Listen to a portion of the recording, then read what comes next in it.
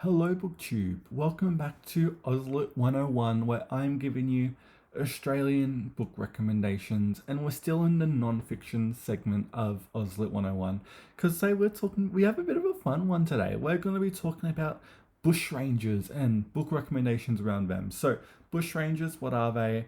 Bushrangers were pretty much robbers, armed robbers, convicts and like just general criminals who hid and like lived in the bush. That's literally it. The first bushrangers were like convicts or like everyday people who just escaped early colonies and chose a life of crime in the bush. And that's it. Bushrangers peaked very much in the gold rush era when it was like every man for themselves. So think of like the Eureka Stockade Rebellion era. What was the last was Lit 101, and it kind of died off by the end of the 20th century, pretty much. Once Federation kicked in and more of Australia was, you know, people moved into more areas of Australia. It wasn't just as much just wild land. It kind of died off after that. And so let's talk about some of these books because these people had wild, interesting stories. And so if you're gonna do the one book on bushrangers, I'm cheating because it's actually two volumes, but this is the history of Australian bushranging by Charles White. Yeah. This is volume one, again, Australian Classics edition. You got a lovely wraparound to the back there, some lovely land. You got someone robbing a chariot there in the middle of the bush. And then here is volume two again here. And you got the back part of that. So they kind of like go together or whatever to create like a picture or whatever. But Charles White, this is in the public domain because it's literally hundreds of years old. It's like the hold one up. The great anthology of Australian criminals and bushrangers and gangs and all of that stuff. Very interesting. It is completely readable. It's kind of like short story pretty much. It's a lovely anthology. The occasional pictures, rarely you get a drawing of someone's skull, and you just get to hear how these people very much just committed crime, ran to the bush and died because they really didn't know how to survive there. And that's really it. It's very exciting. It's very fun. I think once you get the hang of like the first bushrangers and a lot of context in the early days, and like this literally goes all the way back to the 1700s and ends I think like the 18 like 80s 1890s ish. It goes on for a long time, and this is the great anthology. So if you're literally gonna do any of these, just do this one. It's free. I'll put it in the comments below as like a Project Gutenberg link. And this also does include Ned Kelly, who we'll be talking about in a bit. So do that one. I'm also going to recommend Boundary Crosses by Meg Foster. This is a more contemporary social history of bushrangers, and especially how she looks into how they became folklore heroes. You know, they had poems written about them and verse and all that. And again, more of like the influence of them as well. A very lovely read. It is a bit more academic at times, but I feel like it's still a lovely read. So do that one as well. And then I'm also going to recommend The Golden Gang by Ian W. Shaw. This is a new biography of Frank Gardiner. I think that's how you say it, Gardiner. And he's considered to be like the godfather of bushranging. He was the leader of the Lachlan Gang, and he's pretty much the mastermind of one of Australia's biggest heists, like pretty much ever. The police were escorting gold. They were in like a mountain rockland area, like New South Wales, and they were ambushed by the gang, and they stole 2,700 ounces of gold, which at the time was worth like £14,000. Now, roughly, it would have been worth $2 million today, apparently. And so, just a very thrilling. This man lived a crazy life, and pick it up if you want like a good criminal book. It's really good. And then the last two books I'm going to recommend are solely Ned Kelly books because Ned's the most famous bushranger out of all of them.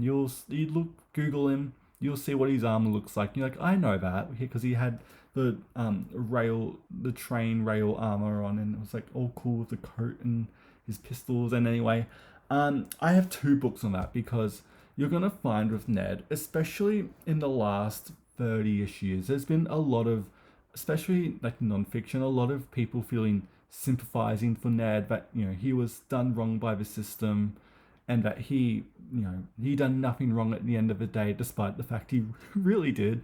And so the two books I have, if you're gonna do one that's not as biased, I recommend Nabbing Ned Kelly by David Duffy. Duffy. This is a great one volume. There he is, right there at the cover. Oh, so I can show you a picture of his armor so you get an idea.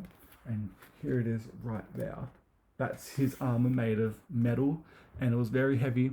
I've seen it, at least a facsimile of it, but it was very cool. Pretty much, so yeah, if you're going to do Ned Kelly, do Nabbing Ned Kelly. It's recent, it will probably be in your bookstore still. Great one volume. It's a really lovely read.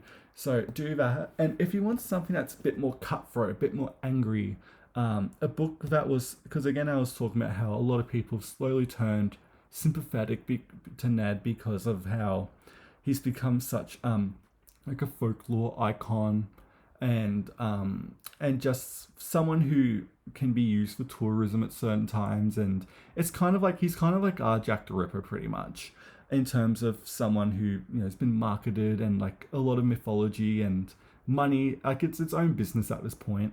And a book that just cuts through that and tears it to shreds is, of course, the classic Black Snake by Leo Kennedy.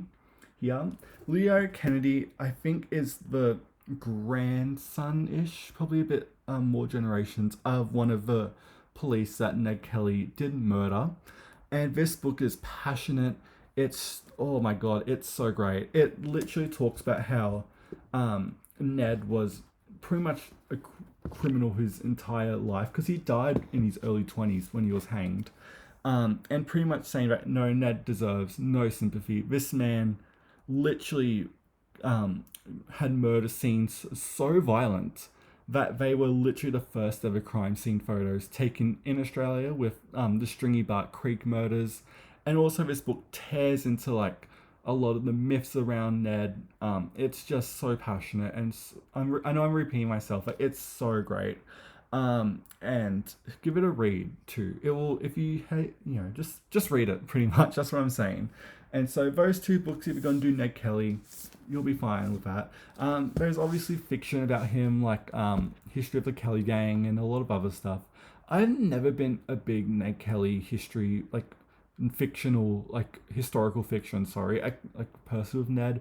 I'm always like, just give me the non-fiction. He had such an interesting short life. His family's interesting. I think his mum actually had what she went through with all those kids, and being in prison was way more punishing than anything Ned ever literally went through. And also his younger sister, Kate Kelly, had a very interesting life after Ned died. And so just some other stuff to look into. I will say, one of the things when I was looking through my Bushranger books and seeing what I could compile this list of, I noticed an idea for an anthology that, if anyone's listening, do it please, because I really want it. I would love like a big Bushranger anthology. All of like Bushranger writings that these people wrote, because a lot of them did write like in diaries and letters occasionally, and prison writings too. Like this is like a lot of these people here were some of the first like Australian prisoner writers too. And just compile that into one anthology. I think it'd be really interesting. Obviously, you got to put Ned Kelly on the cover or it won't sell. Do that. I think it would be lovely to also include some writings about these people that became famous on, like Henry Lawson. Put in Henry Lawson's poems as well. Chuck in some anonymous verse, to really encapsulate what Bushrangers really were. I think that'd be a really interesting idea if your publisher go and do it. I love that idea. Give me credit, please. But yeah, so that is, if you want to do some Bushranger books, that's it. Again, in the comments, I didn't do everything I could have done, but let me know your Bushranger recommendations. I will happily read them, to be honest. And yeah, thank you so much for watching BookTube, and I will see you next time.